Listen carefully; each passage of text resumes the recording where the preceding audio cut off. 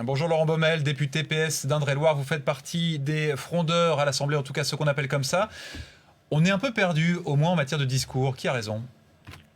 En tout cas, moi je serais un peu effrayé si on devait en effet revenir à la logique du début du quinquennat où on augmentait les impôts des couches populaires et moyennes pour réduire le déficit sans d'ailleurs réussir à réduire le déficit puisqu'on le sait bien maintenant, quand on taxe les gens, on fait baisser la consommation, donc on fait baisser aussi les rentrées fiscales et du coup le déficit continue de déraper. Donc on a compris qu'on avait fait une erreur, on a commencé timidement, pas suffisamment, enfin à faire le chemin inverse. Il serait dramatique de repartir en arrière à nouveau.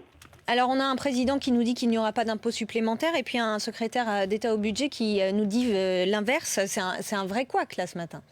Je ne sais pas, j'avoue que je comprends en effet pas très bien ce qu'a voulu dire Christian Eckert. J'espère que Christian Eckert, comme le font malheureusement souvent les secrétaires d'État au budget, ne se comporte pas simplement en porte-parole de son ministère. On sait qu'à Bercy, les gens sont assez obsédés par la recherche de recettes fiscales un peu partout pour combler les déficits. C'est leur obsession. Mais Christian Eckert est un homme politique, il est dans un gouvernement, il y a un cap qui a été fixé qui consiste à essayer maintenant de prendre le chemin inverse, de rendre du pouvoir d'achat aux Français modestes. Je trouve que c'est pas suffisant, mais au moins ce chemin-là a commencé d'être emprunté, il faut le poursuivre et pas faire marche arrière en revenant à la politique des services.